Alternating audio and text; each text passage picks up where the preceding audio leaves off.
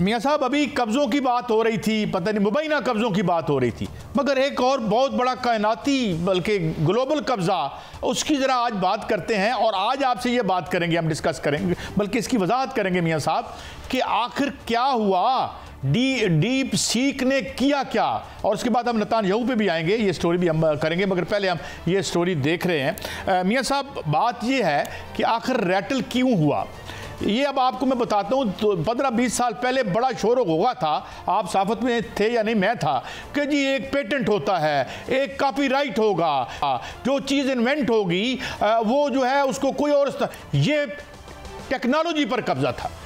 इस टेक्नोलॉजी पर जो कब्जा था उसमें यह था कि जनाब एक आपने पेटेंट करवाया और उसको पेटेंट करवा के उससे रज के मुनाफा कमाया। किसी के और के पास तो टेक्नोलॉजी नहीं है, कोई कंपटीशन नहीं था, वकीलों की मौज लगी हुई थी, जो आपके एक चीज़ एक मेहनतकशी बनाता था। मतलब है ये जो जिसने ये बिजली और बल्ब बनाए थे उसने पेटेंट शायद करवाया ना हो, मगर उसका जो एम्प्लॉयर था उसने करवा लिया। अब हुआ क्या, क्योंकि आपके पास टेक्नोलॉजी नहीं है, लिहाजा आप डेवलप नहीं कर सकते, आप पसमानदा रहेंगे और हम इससे माल बनाते रहेंगे। शुरू में तो ये बड़ा अच्छा चलता रहा। अब हुआ क्या, ये जो अभी डीप सीक ने किया है, वो क्या किया है, उसने वो चीज़ें जो पहले अमेरिका बहादुर की जो इंडस्ट्री है इसकी आर्टिफिशियल इंटेलिजेंस की, उसको उसने कब्ज़ा किया हुआ था, वो कब्ज़ा तोड़वा दिया डीप सीक ने। और हुआ क्या, ये जो ऐप्स हैं ये मुफ्त नहीं मिलती, वो देते ही नहीं है। वो कहते हैं टेक्नोलॉजी क्यों दें, इनको गंद मंगाने दो, हम जहाज बनाएंगे, हम टेक्नोलॉजी बनाएंगे, हम माल कमाएंगे और इस ग्लोब पे हुकूमत करेंगे। इस चाइना ने क्या किया, या इस नौजवान ने क्या किया, इसने ये एक बहुत बड़ी ऐप बना के जिसके ज़रिए आप बहुत बड़ी AI में डेवलप कर सकते हैं, आप जो है वो बड़ी बड़ी इजादात कर सकते हैं, उसको खामोशी से फेंक दिया और उसको कोई बंदा खोल सकता है। और इस वक्त ये आलम है कि मैंने जब वो ऐप खोलने की भी थोड़ी देर पहले कोशिश की तो जवाब आया उस ऐप का। तो कैसे साहब, क्या उस नौजवान को हुकूमत की जो है वो सरपरस्ती हासिल थी, या नौजवान खुद लगा हुआ था और बाद में पता चला कि नौजवान तो हीरो है? देखिए, वहाँ बिल्कुल सरपरस्ती होती है।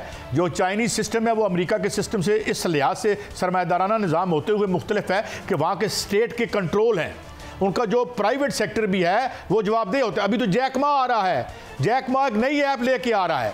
अब देखें, उसने कोई वियतनाम पे हमला नहीं किया, उसने इराक पे हमला नहीं किया, उसने उस बड़ी वो जो एक अहम तरीन जो उसका असासा था अमेरिका का, उसको बेमानी और बेअसर करके कहा कि ये ऐप है। जो साहब ये भी कहा जा रहा है कि 2-3 ऐप्स जो हैं वो मजीद तैयार हैं, तो क्या बनेगा सर ये बड़ी बड़ी कंपनियों का, माइक्रोसॉफ्ट का, फिर जो डच कंपनियां हैं, यूरोपीय कंपनीज, इनका क्या बनेगा, क्या सूरत हाल नजर आ रही है सर?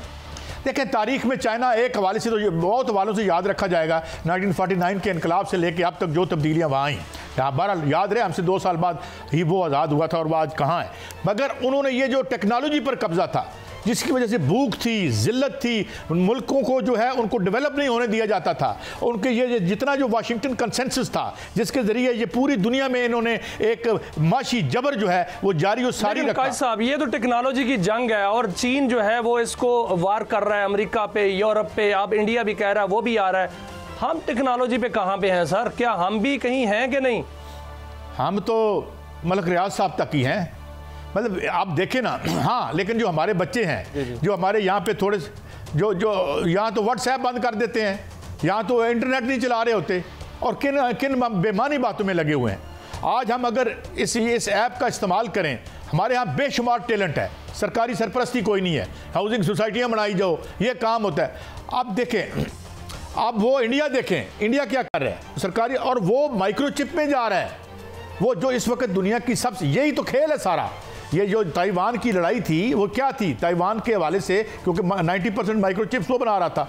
अब इसके बाद ये टेक्नोलॉजी खुल गई है पूरे ग्लोब पर तमाम उन बासलाहियत नौजवानों के लिए जो इस ऐप के ऊपर बिल्ड कर सकते हैं। अब वो गुलामी ना कायद साहब, जो इंडिया है वो सरकारी सरपरस्ती में ये काम कर रहा है और वहाँ पर वो कई करोड़, 100 करोड़ जो है, बल्कि 1000 करोड़ रुपए कह रहे हैं कि हम लगाएंगे। इतनी बड़ी टेक्नोलॉजी और इतना बड़े पैसा लगाकर दुनिया जो है इस पर आ रही है, क्या हुकूमत है पाकिस्तान जो है वो अपनी सरपरस्ती में जो पोटेंशियल है पाकिस्तान का, इसको इस्तेमाल नहीं कर सकती? हम भी इस मैदान में आ सकते हैं, क्योंकि यहाँ पर जो है वो जो हमारे नौजवान हैं, जो हमारे तालिब-ए-तुलबा हैं, वो भी तो बड़े पोटेंशियल रखते हैं, बड़ा टैलेंट रखते हैं। और अगर ये वजारत IT इस पर किरदार अदा करे तो पाकिस्तान भी जो है वो इस दौड़ में शामिल हो सकता है। मियां साहब देखें, यहाँ पे जो देखें, बात सुने आप, मैं आपको एक बात बताऊँ, मोदी इसके हम सख्त मुखालिफ हैं।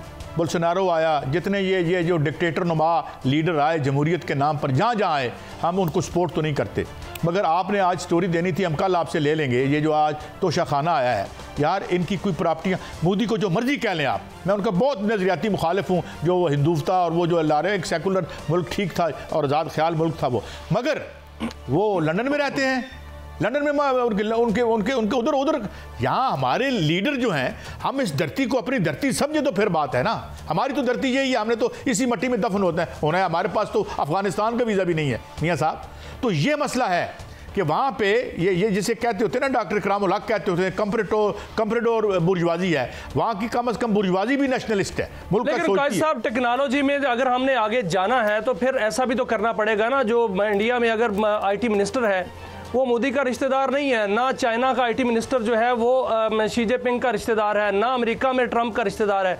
यहाँ तो रिश्तेदारियाँ पाली जाती हैं। और हमारा जो मिनिस्टर, जो हमारी IT के मिनिस्टर है वो तो मियां साहब, मैं एक बात कहूँ, यही इसी प्लेटफॉर्म से हमने बात की थी ना डॉक्टर शफाक हसन खान, साडा बंदा थेरी, बस यार कहाँ फंस के। बड़ी अजीम कौम है, बड़े अजीम पोटेंशियल्स हैं, लेकिन हमें लीडर अपने जैसे चाहिए। आगे बढ़ते हैं मियां साहब, नेतन्याहू को वाइट हाउस बुलाकर ट्रंप इंतजामिया पैगाम दे रही है। यहाँ पे अब क्या, हाँ, एक मजाक हमारा बना हुआ है कि यानी हम गिरते पड़ते हैं। साहब ये क्या हो रहा है? क्या जो मैं आपसे सवाल करता हूँ, क्या जो अमेरिका है, बल्कि मैं ट्रंप की बात करता हूँ, क्योंकि अमेरिका एज ए नेशन नहीं, वहाँ पर बड़े बड़े मुजाहरे होते रहे हैं और ट्रंप ने वो एक ऑर्डर भी जारी कर दिया कि जो फ़लस्तीन के हवाले से मुजाहरा कर रहा था और वो जितने भी स्टूडेंट्स हैं उनके वीज़े मनसूख कर दिए गए हैं। ये एक अजीब सी बात हुई है।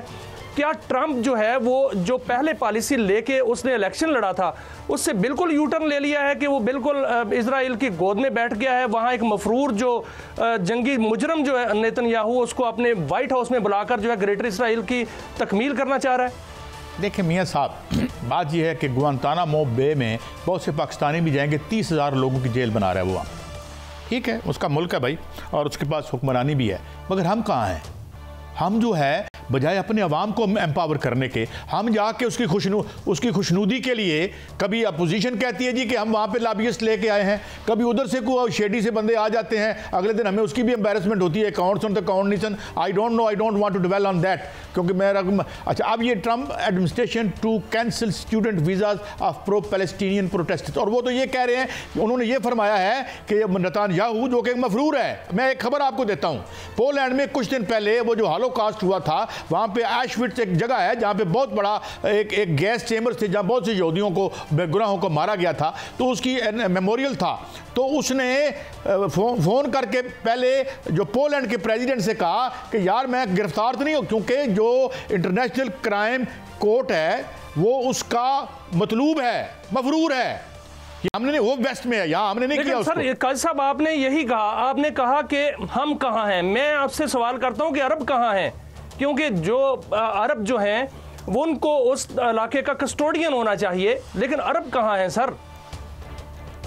मियाँ साहब, अभी तो हालत ये है कि अभी तो अपनी खैर यूरोप मनाए। वो कहता है मैंने नेटो को पैसे कोई नहीं देने, और यूरोप के हुक्मरान जो हैं वो खौफजदा, और वो जो नए आए हैं, क्रैमर साहब को बहुत मिली है ना वोट मिले हैं, देखिएगा 4 महीने में वो किस तरह से जो है वो अनपॉपुलर हो रहे हैं। तो बात ये, एक तो वो आपस में लड़ रहे हैं क्योंकि सिस्टेमिक फेलियर है उनका, उनके अंदर जो है एक डिके आपको नज़र आता है, जिसकी मैंने बात की और जिस पर चाइना खेल रहा है। और कल जब जैक मा आएगा तो देखिएगा और कितनी इनकी स्टॉक्स जो हैं वो रैटल होते हैं। मगर सवाल ये है कि हम कहाँ हैं? क्या हम इंडिया के साथ ही आज़ाद हुए थे ना, तो can't we be that powerful? क्या हम इतना अपने, मगर वो होता क्या है, होता ये है कि मैंने वही बात कही, जब हमारे डिफेक्टो। लेकिन सर काजी साहब, हम तो बहुत कुछ हो सकते हैं, हम बहुत कुछ हो सकते हैं, पोटेंशियल बहुत ज़्यादा है, इस मुल्क में बहुत कुछ हो सकता है। लेकिन मैं इससे सवाल आपसे सर ये करना चाह रहा हूं, जो टेक्नोलॉजी की बात हो रही थी, ये जो ट्रंप है उसके आने के बाद बहुत से हादसात जो है वहां पर देखने में मिले हैं। कल भी, आज भी एक त्यारा जो है वो टकरा गया, कल भी एक त्यारा गिर गया था। ये कहाँ क्या टेक्नोलॉजी एक्सपोज हो रही है अमेरिका की? बस कुछ निशानियां होती हैं, शायद आसमानों से आती हैं। लेकिन देखें ना, मैं आपको एक और बात भी याद है, आपने कहा ना हमारे साथ क्या हुआ, आज नहीं तो कल या नेक्स्ट टाइम स्टोरी करेंगे। क्या आपको पता है कि 100 करोड़ के तोशा खाने के जो तोहफे थे वो उसने एक फ़ंड बना दिया था मोदी ने कि ये बच्चियों की पढ़ाई के लिए लगेगा, नीलाम करके। हम क्या करते हैं? लेकिन सर 500 रुपए की चीज जो कल में कर ले जाते हैं। हुआ, आज भी जो है वो एक बड़ा हाई टेक्नोलॉजी जो हेलीकॉप्टर और जहाज जो है उसके साथ हादसा हो गया। ट्रंप कह रहे हैं कि ये हादसा रोका जा सकता था। क्या ट्रंप के साथ तो नहीं कोई हाथ हो रहा? नहीं, मैं I am not given to. मगर एक बात जो हो रही है जो मैं आपको बताना चाहता हूँ, आज न्यूयॉर्क टाइम्स में, मैं पूरा आर्टिकल तो नहीं पढ़ सका, मगर वो ये कह रहे हैं कि ये बड़ी ख़तरनाक बात मैं आपको बताने लगा हूँ। वो ये कि ट्रंप ने सिर्फ यूरोप ही नहीं, अपनी हुकूमत, अपनी सरकार और ब्यूरोक्रेसी पर हमला कर दिया है। वो उसने एक जनरल साहब जो हैं, जो खासे डेकोरेटेड जनरल थे, या मुझे प्रोग्राम ख़त्म करना पड़ रहा है यहाँ पे, उनकी जो पर्क्स हैं उनको अब वो वहाँ पे अंदर छांटियाँ कर रहे हैं। तो ये ज़रा देखते जाइए, ये खेल दिलचस्प होता चला जा रहा है।